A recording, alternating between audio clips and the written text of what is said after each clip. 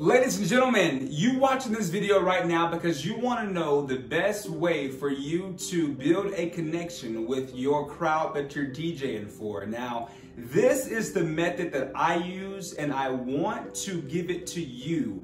Now, the first thing that I want to say, pinpoint number one, is you want to be able to build a connection with your client. Your client is the person who booked you. Your client is the person that you will get all future events from. Literally, you have to think about it this way. You DJ one event and that event leads on to another. Meaning, when you do that first event, people at that event are going to see you and they might be a potential client. Building a connection with your client.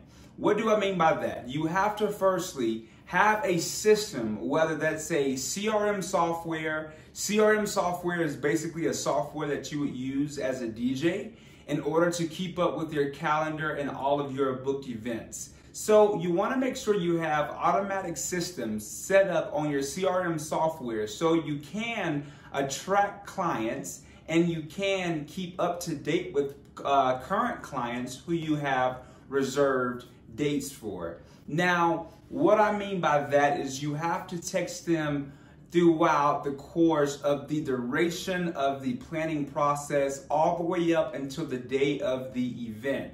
How I do it, I text clients on occasions when I have questions about a song. I check in with them to see if anything has been updated. I check in with clients to see how their entire event planning has been going for them. You have to be able to feel like you are included into the event because you are. You want the client to know that you are all invested into this event. Therefore, you have to give them time. You have to make sure and let them feel that you are there and available and you care about how that booking process is going. It makes them feel like they are being valued, which they are. If you give them some time, that is one way how to build a connection before you even go to the event to DJ. Now guys, another way how I like to get close with my clients, I actually, depending on the event, I call out the clients on the microphone and shout them out.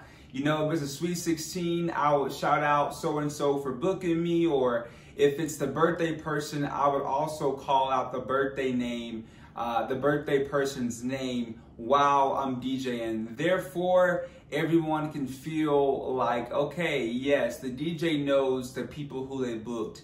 The DJ is a part of us. He's not just here to get paid. He's here to be a part of the event that we are hosting for our significant partner.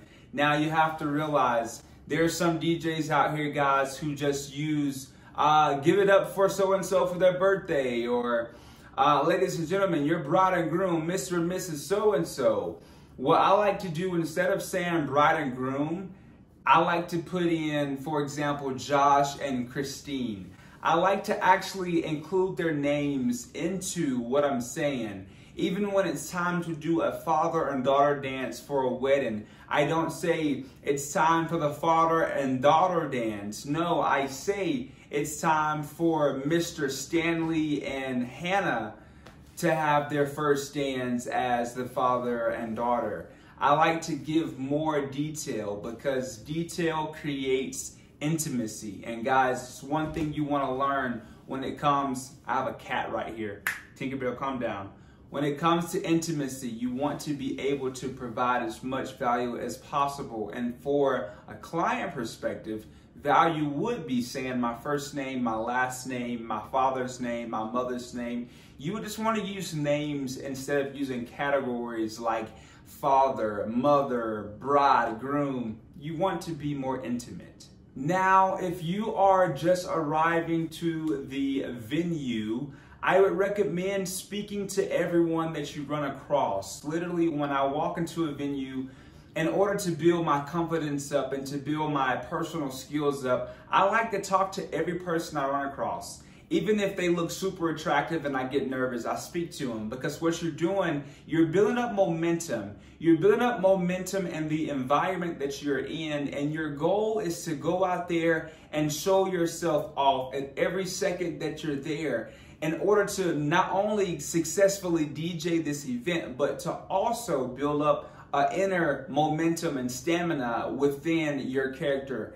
Like, you want to be able to feel like you're at home when you are at these different venues and around these different people, because you are the star of the show. Even though you're there for another person or a group of people or a couple, you're there and you are the star of the show. Without the DJ, there's no entertainment. There's no what's next. Literally, if you play a song too long, people get bored and they start to ask, okay, what's next? Now, they might not literally physically ask you what's next, but they might give you a look. Okay, I'm bored, play the next song. So therefore, as a DJ, you are the leader of and the star of the event that you're DJing. And another reason why I say this is because as the MC, by warming up talking to people when you're just arriving, all that does is give you momentum when the event actually starts to feel confidence. Even before the event starts, you have to do a sound check. You have to make sure your speakers sound good. You have to make sure that you sound professional and you sound confident and you feel exactly how you look, because if you look good, you feel good, right? So you want to make sure that when you are talking to these people when you first arrive to the venue, you are building up confidence. You might not realize it, but you are. When it comes to sound checking, you have to talk on the microphone to the 6 people that might be around the room, setting up the room, and all that's doing is building you up. Every single process is a step you have to take in order to fully feel at peace and to fully feel like you got what you're doing under control. You know, go with my words, understand what I'm saying. I'm learning how to slow down my speech because sometimes I talk too fast. So I'm really trying to slow down my thinking to be able to give to you the exact expression that I'm trying to relate to you. Now, I want to talk about announcing. When you're announcing the first announcement for the coordinator or directions from the bride and groom, at that first announcement is the best time for you to go ahead and introduce yourself. Hey, my name is so-and-so. I go by the name of DJ so-and-so. If you have any songs, please bring them up. I'm very friendly. I don't bite. I'm here for a great time. That should be your first announcement before you get into what they want to tell you. Doing that builds a connection with the guests so they can know your name and know that you're okay with taking requests. From there, that opens the door in order to have a successful connection with your crowd and not only the person that booked with you.